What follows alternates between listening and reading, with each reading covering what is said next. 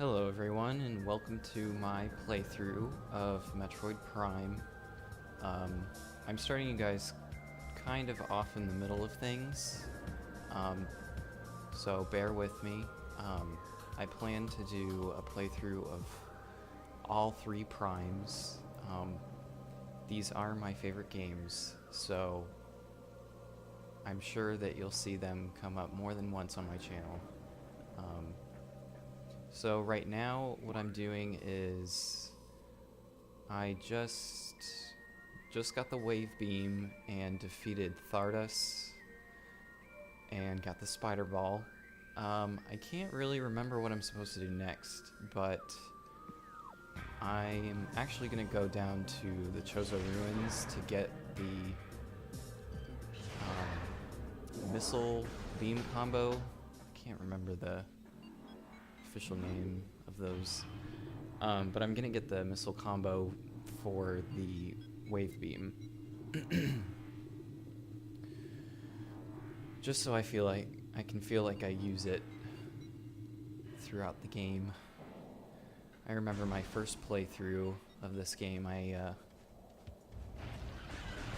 had no idea that some of these missile combos were where they were placed. Just because they're so well hidden, and they're completely optional, of course.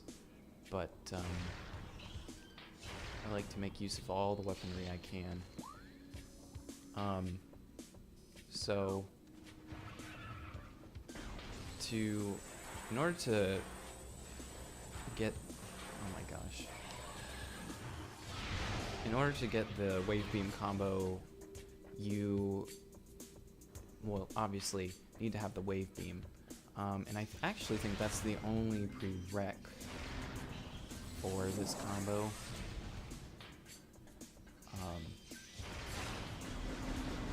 Getting to it is pretty easy and everything. I might also get there's an artifact in here. I might just start collecting those now. I was gonna wait until later, but oh, actually, it looks like you need the spider ball to get up there too, so good thing we have that. I've played through this game so many times, but I blank out for certain parts. I feel like I'm getting close to the area where you go to the crashed space station, the one that's submerged underwater. But I'm not exactly sure, so I might be editing out certain parts of this video, just so you guys don't have to watch me fumble around all over the place trying to figure out what I need to do next. Okay. So the way this works, I believe, brimstone, so that means missiles. Fire 3 missiles at each supporting column, I guess. And it's going to physically lower the room. That's the combo right there. And this just makes it so you can actually jump to the next platform, because otherwise everything is too high up. You gotta watch out for these things because they reflect missiles, so you have to aim away. I would say it's a little bit easier this time around on the Wii version because you can free aim.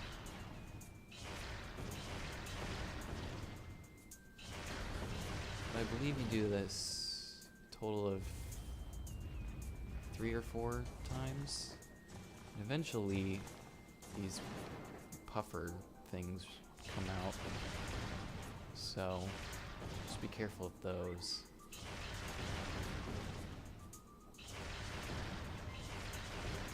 And if you guys didn't know, I'm using this trick where as soon as I launch the missile, I'm shooting my beam,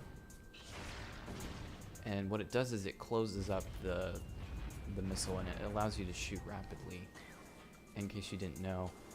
That's something that exists only in Metroid Prime 1, unfortunately. It makes dispatching bosses pretty easy, and some of the lesser enemies, like flying pirates, I think, you can just shoot them three missiles in a row, I think, instead of having to wait, this delay. It's kind of annoying. You can just switch back and forth real quick. And I'll show off this wave beam combo once I get a few more missiles. I could be remembering this wrong, but if this door might be out of reach, yeah, I think I need to come back when I have the gravity suit. So we'll get that later.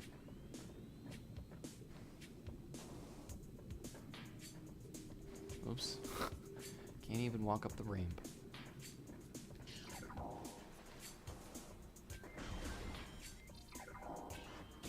What is this room called? Tower of Light.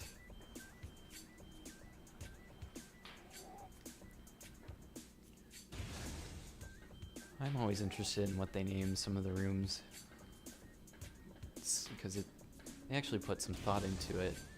Makes sense. It's more immersive that way, I think.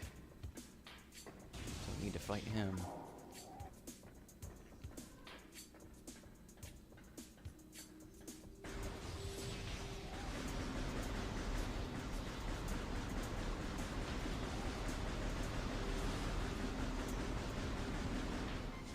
Sometimes these things get really annoying. Oh, this is actually a perfect place to show this off. So what this combo does is it chains to specific enemies. You don't have to be locked on. But basically, if you're in the range where that reticle is rotating, you're going to hit something. So I'll just show it. As you can see, it will deplete your missiles extremely quickly. So this is a combo that you'll probably want to use a little bit later on when you have like 100 missiles or more. Just to initiate it, I believe it costs 10, so you wouldn't want to use it in rapid succession, obviously. And actually, now that we've got speed boost, might as well get this missile. If you haven't noticed, oh my gosh. If you haven't noticed in the Prime games, whenever you're close to an item, you'll kind of hear this ambient sound, and it's always good to pay attention to that. If you kind of hear it, but you don't know where it's coming from, you can always go to your options and go to sound. You can turn off the music. You can do that in all 3 games. Before I got my Turtle Beach headset, I was just playing the audio through my TV, so I usually couldn't pick out exactly where things were